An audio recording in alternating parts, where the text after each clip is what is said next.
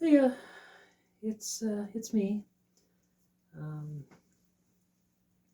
Freshly returned from my venture out to see Icon for Hire for the second time of my life.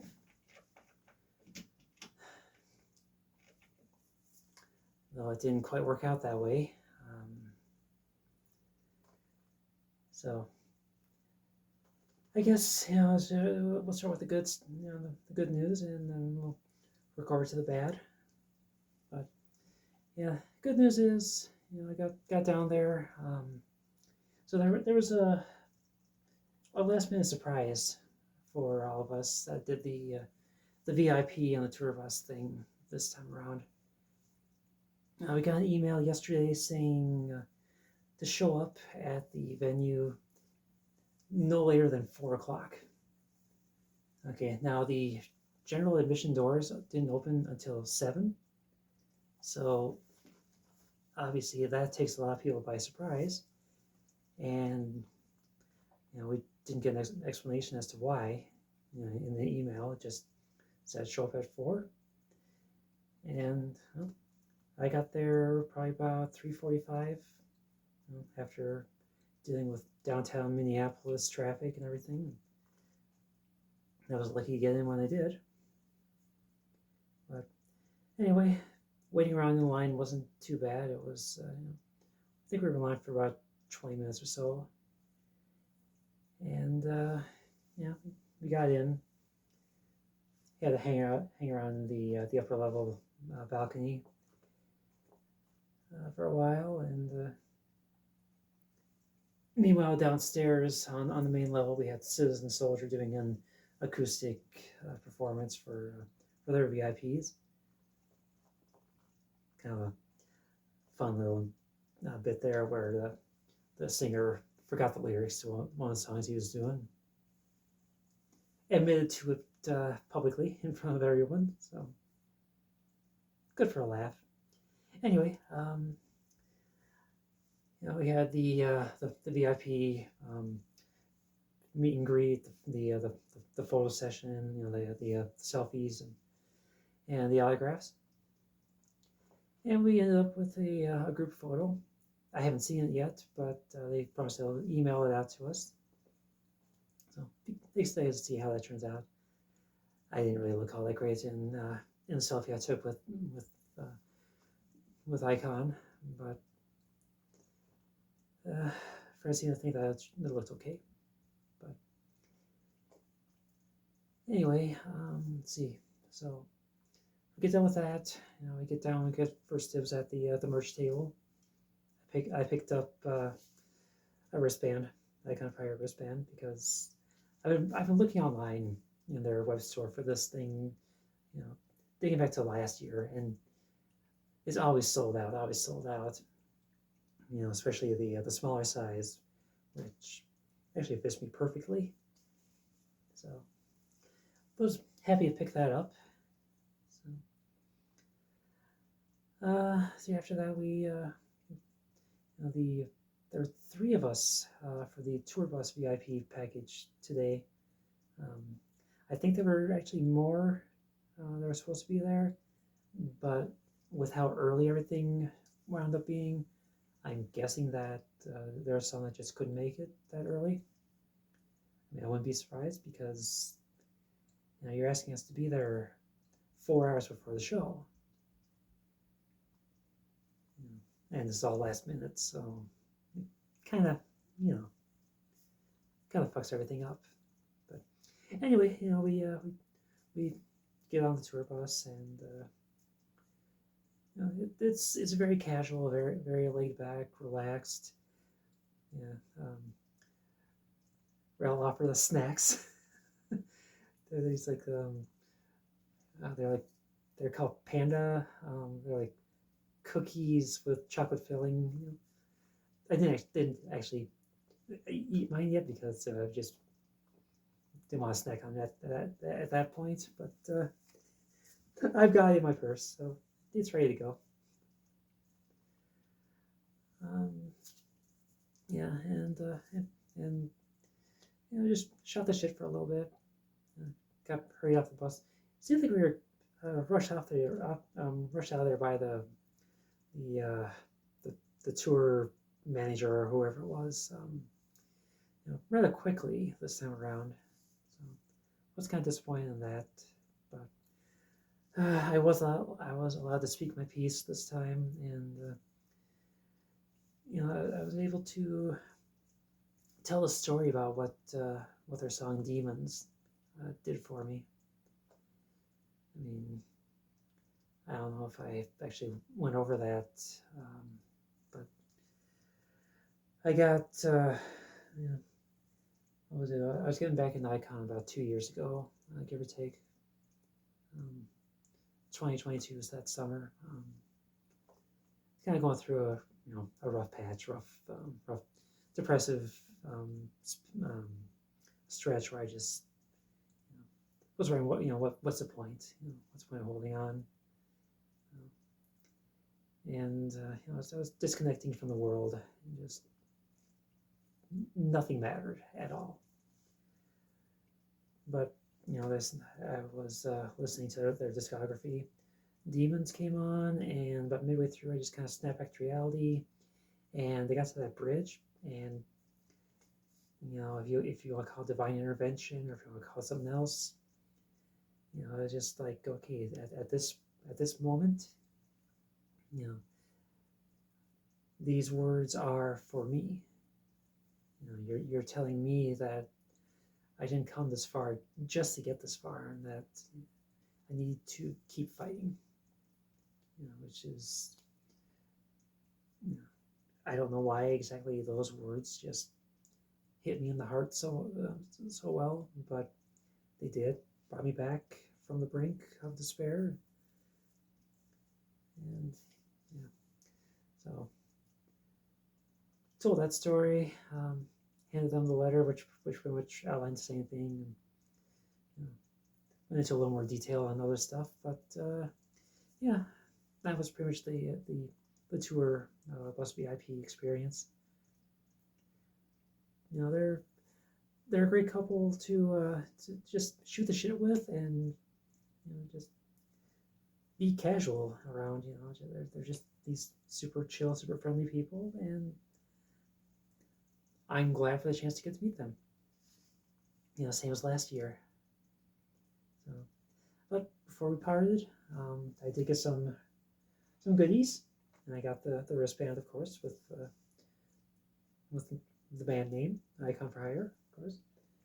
I got my my VIP lanyard,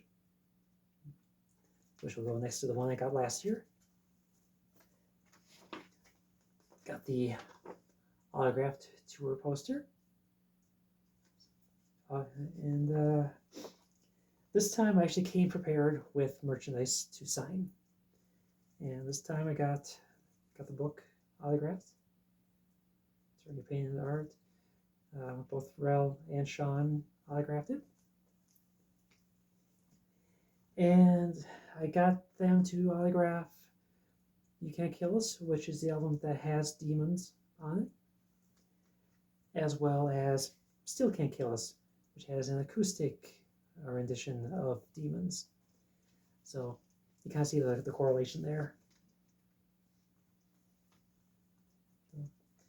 And see, yeah, when we got on the tour bus, I was also handed a sticker with the band's name, logo. So that was a cool little extra. So the pre-show stuff was all great.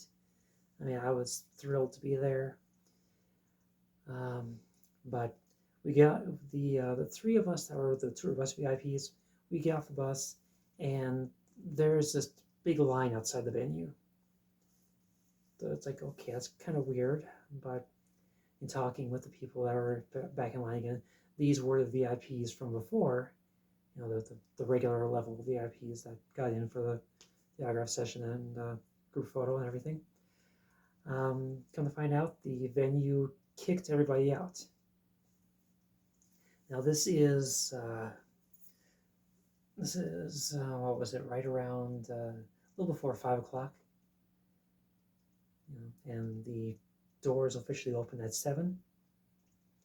So we're being kicked out at 5 o'clock or a little before 5, and just being told to go fuck off for 2 hours and come back later, or just stand around outside like a bunch of idiots. Well, okay. I'm not having that. I mean, if it was a warmer day outside, I probably would have been okay. Maybe, I don't know. But I mean, I was wearing a fucking skirt, and it was windy out there, 40-some degrees. I was not gonna stand out there in the cold for that long. So I started reaching out, and locally, I've got just a couple friends in the area. I tried the nearest one. She was busy. She was just outside Minneapolis, so she would have been pretty easy to get to. But the other nearest one was in St. Paul. She had just left to go to a downtown bar, invite me to join. So that's where I wound up going. And by the time I got there, I just realized that, for all this shit that I just went through, I really don't have the drive to fight traffic again to go back to Minneapolis. I mean, yes, I would have liked to have been to the concert and seen the show. I do feel like I missed out, but if a venue is going to fuck you over that badly to require you to come in early and then kick you out for 2 hours, I'm just like, I don't have it in me to go somewhere, leave, and come back, multiple times in the same day because the venue doesn't respect your time. Now, I think it was Sean from Icon who explained that the reason that this happened is the venue, which is Fine Line in Minneapolis. They share a building with some 9 to 5 businesses. And on a typical day, they'll begin sound checks around noon or so. But with the building being shared with other things, they weren't able to start the sound checks at the regular time. So they had to push all that back until, I think, about 5 o'clock or so, which meant, I guess they didn't want us in the way. I mean, I'm speculating on that part there, but that's the reason why they wanted us in so early, was because of the conflict between the sound check and the overall availability of everything. So unfortunately, I wound up skipping out on the show altogether. Do I regret it? Not really. I mean, I got to go hang out with friends and had some pretty tasty cheese curds along the way, so it wasn't a total wash. But at the same time, if I catch word that Icon is going to play that venue again, I'm either going to not attend at all, or I'm just going to do the regular general admission, because being forced to vacate the premises after showing up so early at their request, at the management request, it's like, why? This, we can be hardcore fans, as much as we want, but at the end of the day, is that really respecting my time as a fan, my time as a patron of this establishment? To make all of us leave, after making us make these last minute adjustments to our schedules. It's like, what the fuck? So yeah, I'm definitely salty about that. But all in all, no huge loss. only because, well, for one, initially I was not even going to go to the show because of Camp Icon this summer. Um, so there's that. And two, there's Camp Icon this summer, which will be a chance to go and interact with the band again, for the day and a half that it's on. So I'll still get my icon fixed this year, just a little later than I would have hoped. But yeah, hopefully next time they book a show in Minneapolis, it'll be at a place that doesn't have some ludicrous bullshit attached to it like that. Or I don't know, maybe it's different on the weekends when businesses are usually closed if they're 9 to 5s. But yeah, I'm disappointed that this happened. But what can you do? I got to put together an outfit, got to drive out there, got some compliments on the outfit, so it wasn't a total loss. Yeah, so that's my 2024 spring tour Icon for Hire experience. Again, this is nothing against the band. Rel and Sean are just two of the most authentic people I've ever met. I mean, you could just, when you're interacting with them, you just can tell that they are these these good-natured people that just want to have fun with the music and just be these chill, awesome people outside of the show. And it's like, yeah. So I do place the fault on the venue itself for having these ludicrous restrictions. So, but anyway, I got new boots last week.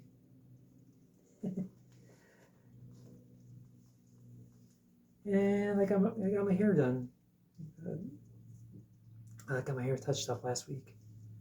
So in preparation for today.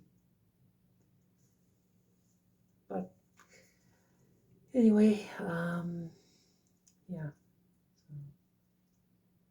So I think that's really all I had. Hopefully, all of you are doing well. And oh yeah, I was noticing while I was out there that for once, I mean, I bitch about my voice all the time and how it just doesn't hold steady. Well, fortunately for me, today it actually did hold, and I think I managed to keep the voice that I wanted throughout the entire day while I was out there. At least when I was at the venue and with the band and everything. So, small victories, yeah. Anyway, it is a little after 1 o'clock in the morning as I'm recording this. I'm going to shut up now and tend to the cat who is somewhere underneath the bed, I'm sure. And I hope that you all have a great night, morning, day, week, whatever it is when you're watching this. And I will do another update sometime. I mean, I got jury duty next week, so who knows what's going to happen. Anyway, you do what you do well, and I will see you all later.